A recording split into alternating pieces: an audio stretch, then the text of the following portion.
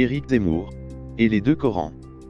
Le journaliste et essayiste français Éric Zemmour décrit dans ses discours l'idéologie militante et conquérante de l'islam, qui est fondée sur des passages particuliers du Coran, incluant le verset de l'épée au Sourate 9:25. Il affirme que les islamistes cherchent à coloniser l'Occident et en particulier l'Europe, qu'ils agissent pour briser les reins de la résistance française, entre autres, et qu'avec les générations, si rien n'est fait pour les arrêter, ils arriveront à leur fin par l'établissement de républiques islamiques dans les pays européens. M. Zemmour affirme de même que ce ne sont pas tous les musulmans qui veulent participer au djihad contre le monde libre. Qu'en fait, beaucoup d'entre eux vivent selon les enseignements paisibles qui se trouvent éparpillés à travers leurs livres saints et qui sont en mesure de coexister avec les non-musulmans. Il y aurait donc une dichotomie entre les croyances conquérantes d'une partie des musulmans de l'Occident et celles des plus paisibles de leurs opposants dans cette question de la colonisation de l'Europe. Et ceci n'est pas étonnant, puisqu'il y a en effet deux Corans qui influencent la pensée et l'idéologie des musulmans.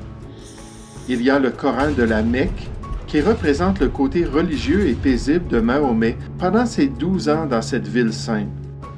Il y a de même le Coran de Médine, qui fut rédigé plus tard alors que Mahomet revêtait ses habits politiques et militaires pour la première fois. Ces deux Corans décrivent les approches distinctes et souvent opposées, développées par le fondateur même de la foi musulmane. L'approche paisible, lorsque nécessaire, et de même l'approche politique et militaire lorsque possible.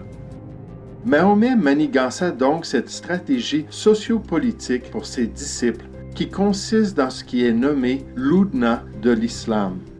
C'est-à-dire que lorsque Mahomet et ses disciples étaient minoritaires et incapables d'imposer la religion d'Allah aux non-musulmans, alors ils devaient agir comme des gens religieux et paisibles, en mesure de s'intégrer et de fonctionner dans la société païenne.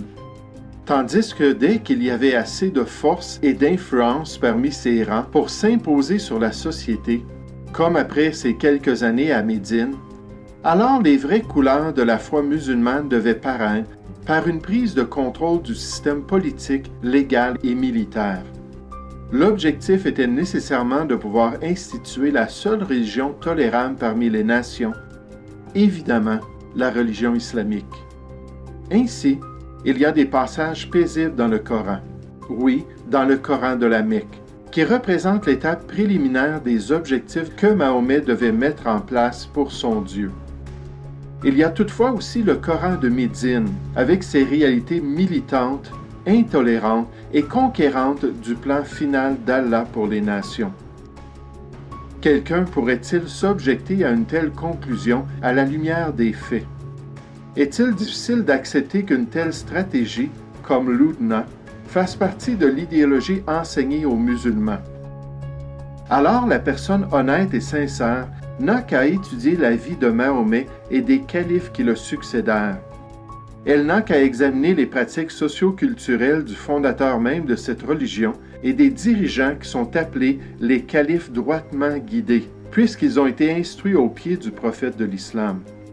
De même, la personne concernée peut se demander quelle fut l'approche des différents groupes islamiques à travers leurs 14 siècles d'histoire, lorsqu'ils étaient faibles en face de leurs ennemis et lorsqu'ils étaient en mesure de conquérir leurs prochains. Il est indéniable que les écrits du Coran de Médine informent effectivement les disciples d'Allah concernant leur responsabilité de conquérir les infidèles et que la pratique du prophète concorde avec cette conclusion, et que ceux qui l'ont suivi et ceux qui étudient sérieusement l'histoire islamique doivent arriver à la même conclusion s'ils sont objectifs et sincères. Et je vous dis toutes ces choses afin que personne ne vous trompe par des discours séduisants comme s'il n'en était pas ainsi.